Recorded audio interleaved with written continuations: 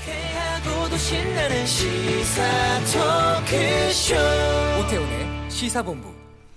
자, KBS 라디오 오태훈의 시사본부, 매주 화요일 현안 둘러싼 여야 국회의원들의 허심탄회한 속내를 들어보는 시간, 정치화투가 있습니다. 오늘은 여야 의원이 아닌 좀 특별한 분 한 분과 함께 말씀을 좀 나눠보겠습니다. 더불어민주당의 강훈식 전략기획위원장과 함께합니다. 어서 오십시오. 네, 안녕하십니까. 예, 네. 저희 정치화투의 고정 게스트셨어요. 네, 그리고 처음에 출발할 때 같이 해서 그렇죠. 저도 정말 고마운 방송이고 예, 좀 늘 응원하고 있습니다. 예. 근데 그러는 사이에 갑자기 민주당의 전략기획위원장이 되셔서 네. 이 자리가 삼선의 윤호중 사무총장이 거쳐간 자리라고 정확하게는 이제 윤호중 사무총장이 재선할 때, 그러니까 보통은 재선급들이 많이 하시긴 한데요. 네. 초선도 하기도 합니다. 근데 네. 어떤 역할 맡으신 거예요, 이게? 전략기획위원장은 되게 헷갈리는데 뭐라고 말하기는 간단하게 말하면 결과를 만들어내기 위해서 고민하는 자리다 이렇게 생각하면 되고, 가령 민생 살리려면 우린 뭐 해야 되냐 이 답을 가지고 찾아서 그것들을 실천하게 하는 그런 역할이다 이렇게 생각해 주시면 될 것 같습니다. 예. 지금 시점이 문재인 정부 2기의 시점입니다. 네. 여당 청와대 가교 역할 담당하는 자리이기 때문에 한편으로는 어깨도 무겁고 일도 많이 있을 것 같기도 하고요. 무겁고요. 특히 지난번에 제가 추석 민심도 돌아보니까 한국당 이야기는 별로 안 하시더라고요. 근데 민주당한테 니네가 잘해라. 네. 우리도 어렵다. 근데 조금 견딜 수는 있는데 니네 정말 잘해라. 이렇게 이야기하시면서 그러니까 예전에 보수적인 분들도 저한테 그렇게 말씀하시는 걸 보면 무겁다. 그리고 정말로 국가를 우리가 잘해서 국민들에게 보답해야겠다. 이렇게 무거운 자리라고 생각하고 그런 과정에서 견마지로를 하겠습니다. 네. 본격적으로 좀 이번 국정감사 관련된 이야기를 좀 말씀을 나눠볼까 합니다. 네. 국정감사 후반기에 접어든 시점에서 지금까지 국감의 여야의 점수를 어떻게 보실까요? 점수 매기기 좀 민망한데요. 기본적으로 좀 생산적으로 민생 살리기 위해서 우리가 뭘 했습니다. 또 이것 정도는 우리가 이번에 바꿔내겠습니다. 뭐 이런 느낌이 돼야 되는데 정쟁, 파행, 그리고 떼쓰기, 허위 이야기 이런 것들이 너무 많아서 그런 게 한편의 얼굴로 이미 자리를 잡은 것 다 그렇지는 않습니다만 자리를 잡은 것 같아서 저는 많이 좀 국민들한테 송구스럽고요. 그럼에도 불구하고 사립유치원 같은 경우에는 감사로 드러난 적폐들을 공개하는 용기를 좀 보여줬고 유치원, 어린이집, 그 기타 많은 것들, 요즘엔 요양원 이야기도 다시 하시는데요. 국가의 보조금이 들어가는 공간들에 정말 세금이 잘 쓰이고 있었느냐. 그리고 심지어 이것 같은 경우에 이미 감사를 해서 나온 결과였거든요. 근데 결과가 있었는데 그럼 그 결과를 후속 조치로 잘 뒷받침하고 재발하지 않게 하거나 아니면 앞으로는 좀 제도적으로 개선이 됐느냐. 이런 부분의 과제들은 분명히 존재하는 것 같습니다. 앞으로는 두 가지는 우리가 진행해야 되는데요. 하나는 사립 유치원과 같은 어린이집이라든지 요양원이라든지 이런 것들을 확대해 나가고 국민들이 세금이 다른 데로 새지 않고 있다는 걸 반드시 증명해 보여드려야 되는 숙제가 하나 있고요. 그리고 만약에 그런 문제점이 되어서 드러나온 사립 유치원과 같은 곳은 이제 제도적으로 앞으로 그렇게 하는 분들은 자리를 아예 못 붙이게 한다든지 다시는 지금은 폐원을 신청해도 5년인가요? 아마 있으면 바로 또 신청을 할 수 있게 되어 있습니다. 그래서 그걸 영구적으로 못하게 하거나 아마 이걸 관련해서 법안을 낸 박용진 의원이나 교육위원회에서 10년 동안 못하게 하는 법안들을 추진 중인 걸로 아는데요. 그런 것들로 해서 장기적으로 제도적으로 완성시켜 나가는 후속 작업도 중요해 보입니다. 야당 쪽에서는 지금 고용세습 문제 여러 국정조사라든가 이런 부분까지도 좀 추진하고 있는 상황이고 여기에 방점이 많이 찍혀 있다고 봅니다. 이 문제는 어떻게 보세요? 일단 먼저 팩트 체크라고 하잖아요. 사실관계들은 몇 가지 좀 정리는 좀 해야 되는데 이게 사실관계 없이 마치 채용 비리가 있는 양 그리고 마치 무언가의 그런 역할을 한 사람이 있는 것처럼 말하는 것은 되게 부적절하다고 생각합니다. 그거 관계 먼저 명확하게 하고 채용 비리가 있다면 있는 것에 대한 문제점들을 파헤치고 그렇게 주장하는 것은 맞는데 의혹을 가지고 몇 가지의 의혹과 그럴 만한 개연성을 가지고 마치 사실인 것처럼 주장하는 것에 대해서 저희는 굉장히 경계하고 있고요. 지금 있는 일은 오히려 그것보다는 더 본질적으로 비정규직의 정규직화를 무산시키려는 의도는 아닌가. 그러니까 우리가 비정규직 이번 정부 들어와서 비정규직을 정규직화하자고 했던 것은 같은 일을 하고도 소위 신분의 차이 때문에 차별이 나는 것들을 극복해내자. 그리고 그것은 우리 사회가 해야 될 한 단계 업그레이드 해야 될 우리의 역할이다라고 생각하고 추진해왔던 문제를 네. 마치 채용 비리가 있는 것처럼 이야기하면서 비정규직의 정규직화는 그래서 잘못됐다라는 식의 논리로 야당이 주장하는 것은 저희는 굉장히 부적절하다. 저희 이렇게 생각하고 있습니다. 있는 것처럼이라고 말씀하셨는데 그럼 네. 그 비리는 없는 건가요? 아니면은 뭐 확인된 게 아직 없는 건가요? 정확한 것은 조사를 해봐야 되는 것이고요. 예. 그리고 이거 과정부터 말하면 이게 야당이 뭘 밝혀낸 게 아닙니다. 그러면은요? 이게 어떻게 된 거냐면 원래 서울에 1호선부터 4호선까지 철도랑 5호선부터 뒤로의 철도가 도시철도공사랑 철도공사랑 다르게 분리되어 있었는데요. 작년에 이 두 공사를 통합합니다. 네. 그 통합하면서 이 통합된 사장이 여기에 가족들이 많다더라. 왜 통합했으니까. 원래 철도 가족들이라고 저희가 경찰 가족처럼 불리는 단어들이 있잖아요. 네. 그래서 왜냐하면 거기가 3조, 4조로 2교대씩 해서 돌아갑니다. 24시간 철도가 새벽을 빼고는 철도가 계속 돌아가니까 가족 현황을 파악하려고 했던 자체 조사입니다. 네. 그래서 가족들이 충돌 나거나 같이 근무를 쓰거나 이래서 생활이 안 되는 경우들을 방지하기 위해서 서울교통공사 자체적으로 한 조사의 내용을 받아서 그거를 야당의 의원이 마치 본인들이 폭로한 것처럼 하는데요. 그건 적절하지 않고요. 네. 그거는 이미 그렇게 안에 있는 소위 철도가족, 경찰가족처럼 있었던 사람들을 파악하기 위해 했던 것을 마치 채용비리인 것처럼 이야기하는 것. 두 번째는 이게 이런 경우는 문제가 될 수 있다고 봅니다.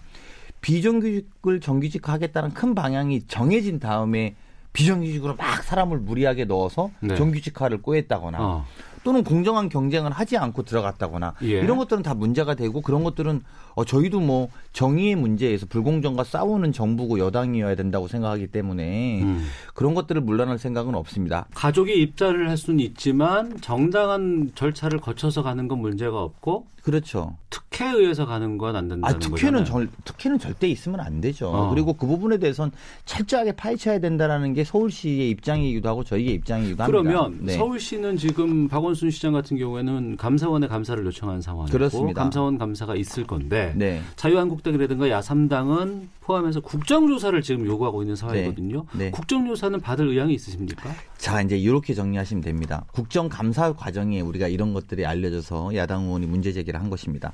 요거의 가장 큰 단계는 뭐냐면 국정감사가 끝나면 감사원 감사를 요청해서 받는 방식입니다. 왜냐하면 우리가 계좌 추적권이라든지 더 이상 추적할 수 있는 권한에 한계가 있기 때문에 국회에서 국정감사를 하고 나면 감사원 감사를 요청해서 시정이라든지 여러 가지 조치를 취할 수 있게 됩니다. 네. 그것을 하고 나서도 결과가 만약에 미심쩍다. 당연히 국정감사 해야죠. 국정조사 해야죠. 그러니까 네. 국정조사를 해야죠. 감사원 감사. 근데 감사원 감사라는 관계를 건너뛰으면 감사원의 역할을 무시하고 넘어가서 국회가 그 권한을 와서 하자는 건데 네. 그거는 저희가 지금 단계에서 이런 것 아니냐. 예. 감사원 감사까지 받아보고 하자. 이제 이렇게 이야기를 하는데요.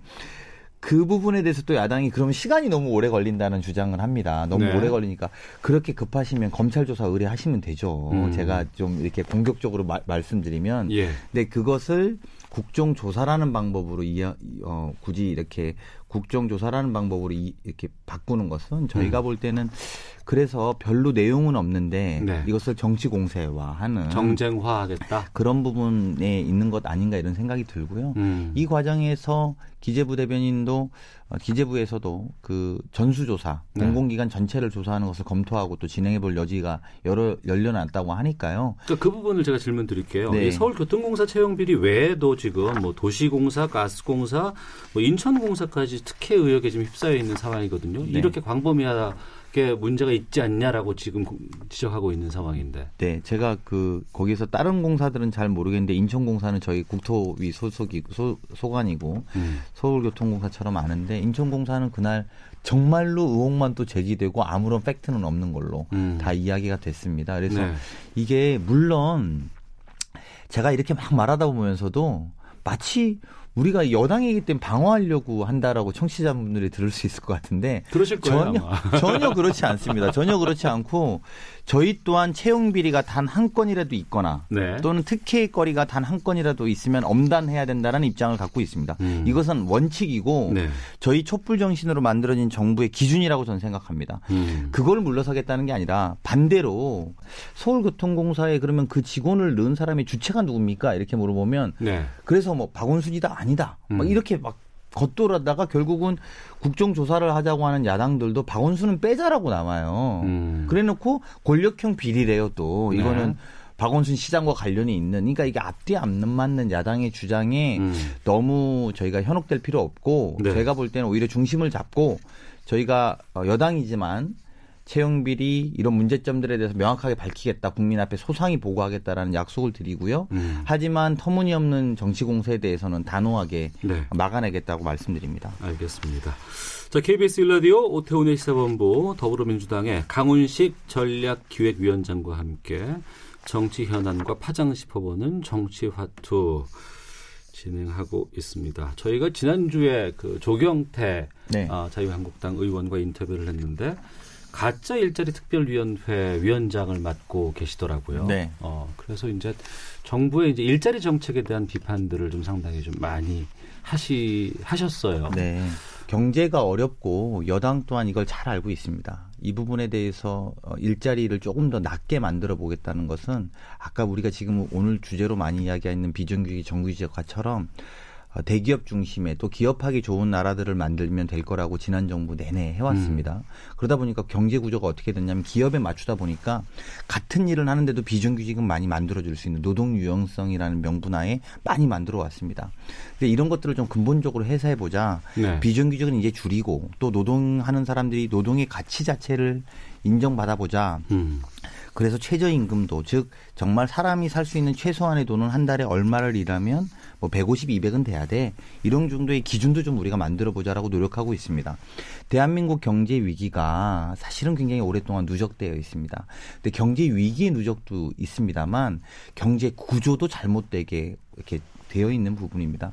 저희도 빨리 이것을 국민들에게 제대로 만들어야 된다라고 생각하고요. 예. 그런 과정에서 일자리를 만들고 있습니다. 더군다나. 그러니까 구조도 바꿔내고 또 새롭게 일자리도 만들어내고 또 대기업에서 주는 구조가 아니라 이제 자영업자, 중소상공인자들이 살만하게 만들어서 또 일자리를 많이 만들어서 좀 구조를 바꿔보자라고 노력을 하고 있습니다. 쉽지는 않습니다. 그리고 그런 것들을 같이 해야 된다고 생각하고요. 저는 오히려 지금의 이런 경제 위기 야당이 함께 해 주셔야 된다. 우리가 IMF 때 극복했던 건 여야 할 것 없이 함께 했던 것이죠.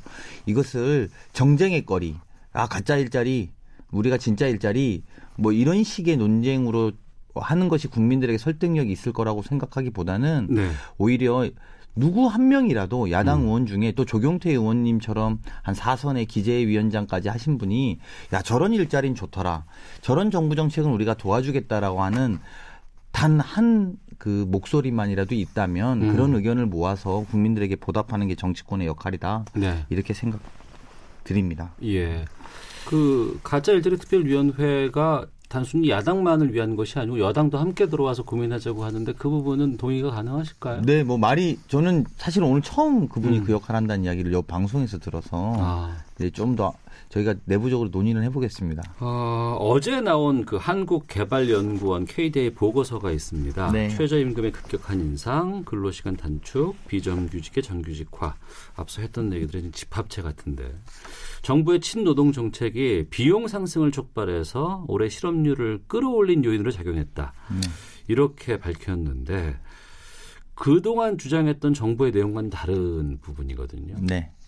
그렇지 않습니다. 제가 정확하게 제가 그래서 이 보고서를 읽어봤습니다. 보고서를 읽어보니까 이 보고서 전체의 맥락은 뭐냐면 2018년도에 실업률 상승의 이유는 노동 수요 그리고 연령 구조의 미스매치. 그러니까 우리나라의 연령 구조와 산업 구조의 미스매치. 그다음에 산업의 미스매치. 산업 자체에서도 가령 예를 들면 이런 거잖아요. 중소기업에 젊은 사람들이 안 가려고 한다. 뭐 이런 미스매치의 세 가지 순서를 매깁니다. 그러면서도 그 노동 수요 부족의 실업률 상승의 원인은 뭐냐? 그렇다면 이런 부분에 대해서 제조업 및 서비스업의 구조조정이 진행되고 있고 그다음에 건설 경기가 급락했으며 마지막에 나옵니다. 전반적인 노동 비용이 상승했기 때문이다. 이렇게 나옵니다. 그러니까 없는 건 아닙니다. 전혀 없는 말을 만들어냈다고 할 수는 없습니다만 노동 비용 상승이 이 전체의 원인인 것처럼 말하는 것은 좀 사실과는 좀 다르다라는 말씀을 좀 드리고요. 다만 일부 언론이 어떤 걸 강조하고 싶은지에 따라서 물론 그분들도 팩트를 기반한 것이지만 강조 포인트가 좀 다르다고 생각하고요. 지금 그 상황을 복합적인 상황인데 친노동 정책 때문이야 라고 말씀만 하시면 복잡한 경제, 우리 국민들이 잘 알지 못하는 경제 문제를 너무 단순하게 말씀하시는 거고요. 더 그것보다는 한국 사회의 경제 구조의 문제가 오랫동안 누적된 문제가 더 큰 것 아닌가 저희는 이렇게 진단하고 있습니다. 그런데 지금 일반 대다수의 국민들은 그 경제 구조 때문에 라고 인정을 하더라도 지금 삶이 좀 너무 힘들다라는 생각을 하시거든요. 네, 그렇습니다. 그래서 저희도 이게 더 오래 지속되지 않아야 된다라고 생각하고 그래서 제가 아까 모두에도 말씀드린 것처럼 무거움을 자꾸 느끼는 것이 저희가 이 부분은 정면 돌파 해낼 겁니다. 그리고 정부 여당이 국민의 삶을 해결하지 못하면 여당으로의 기능이 없다고 보고 저희는 그 무거움에 대해서 직시하고 있고 잘 알고 있습니다. 문재인 대통령이 이제 여러 유럽 순방 성과도 좀 짚어보겠습니다. 네. 민주당은 평화 촉진자의 역할을 했다 이런 평이었고 자유한국당 김병준 비대위원장은 북한의 대행업자로 대북 문제를 다룬 거 아니냐 이런 비판을 했습니다. 대북 제재 완화 주장이 효과가 없었고 북한의 입장을 대변했다 이런 주장인데요. 대북 관련된 여러 가지 또 외교적인 측면들 말씀해 주시죠. 김병준 비대위원장님이 홍준표 대표랑은 좀 다를 줄 알았는데 말씀이 너무 격하셔서 저는 제1야당에 그리고 특히나 보수 정당을 제가 뭐 제1야당의 대표 정도 역할을 하시는 분한테 함부로 말하기는 어렵습니다만 이런 정도의 이야기는 원래 예전에 홍준표 체제에서 많이 들었던 이야기거든요. 저는 그때도 그냥 이렇게 반복적으로 하면 저희도 반복적으로 이제 구태연한 색깔론과 시대착오적인 반공 이도의 울로기는 그만해 주십시오 외에는 별로 할 말은 없습니다. 조금 더 저는 산무 요즘에 이야기 많이 하는데 한국당이 노력하는데 그냥 제가 뭐 다른 당으로 함부로 말할 수는 없습니다만 새로운 가치를 만들지 못하고 새로운 인물을 찾지 못하고 또 새로운 시도를 하지 못한다면 김병준 비대위원장의 역할은 이걸로 종치는 거 아닌가 싶습니다. 네, 국회의원들의 입법정책 연구비가 주먹구구식으로 낭비되고 있는 실태들 드러났습니다. 국회에 대해서는 분노가 많아요. 국민들이. 맞습니다. 시선도 따갑고. 네. 이것도 역시 뭐 이제 공급횡령이나 다름없지 않냐 이런 비판도 쏟아지고 있고요. 저는 뭐 생각이 똑같습니다. 이건 공급횡령과 다름없죠. 네. 그리고 이 지적에 대해서 이게 저도 국회의원 돼서 처음에 이런 이야기들을 많이 들었거든요. 그래서 주변에서 이런 이야기들을 또 합니다. 그렇게 원래 해왔습니다. 그러니까 의원님도 하시죠. 이런 이야기 했는데 저는 뭐 꼭 그런 편은 아니었는데 지금 나오시는 의원들이 여야 할 것 없이 나오고 있거든요. 그리고 이게 더 많이 있을 겁니다. 아마 지금 밝혀진 것에 비하면 더 많이 나올 예정일 텐데 워낙에 잘못되어 있는 행태죠. 이번 기회에 저는 관행적으로 쓰여 있었다는 문제로 넘어갈 문제가 아니라 국민의 의혹이 증폭되지 않도록 투명하게 시스템 공개하고 그리고 국회 사무처가 좀 나설 필요가 있습니다. 이럴 때 국회 사무처가 좀 나서서 제도적으로 우리가 제도가 잘못됐나 보다 제도적인 완비를 하겠다라는 자세로 좀 적극적으로 임할 필요가 있겠다 이런 생각이 듭니다. 국회 사무처 얘기하셨는데 지금 국회 특활비 공개도 안 하고 있잖아요. 그러니까요. 이게 근데 잘 모르시면 이게 국회는 다 그거 아니야 이렇게 생각하시는데 국회 사무처와 또 당의 입장들이 동일한 건 아니거든요. 근데 국회 사무처는 독립기구니까요. 독립기구니까 별도의 행정기관입니다. 어떤 입법기관을 보조하는 행정기관인데 국회 사무처는 이거를 공개 안 하는 이유는 저희로서는 잘 이해할 수 없습니다. 그러니까 저희도 공개해야 된다는 입장이고 국회의장님이 공개하시는 게 좀 맞다고 봅니다. 다 투명하게. 네, 그럼요. 전략기획위원장 맡으신 지 얼마 되셨죠, 지금? 저 이제 3개월 좀 넘는 것 같습니다. 석 달 정도 되셨고. 이거 받고 나면은 이제 모이는 자리가 달라지잖아요. 네. 아니, 그게 아니라, 예, 모이는 자리보다 만나는 분들이 좀 많아지죠. 네. 네. 저희가 이해찬 대표와 인터뷰를 계속 요청을 드리고 뭐 하고자 하고 하는데 잘 나오시지는 않으세요. 네. 그런데 이제 가끔씩 던지시는 말씀 하나하나가 큰 뉴스가 되긴 하거든요. 네. 네. 근데 그 부분에서 긍정적인 측면도 있지만 좀 부정적인 측면들도 많이 있습니다. 너무 강하다, 세다.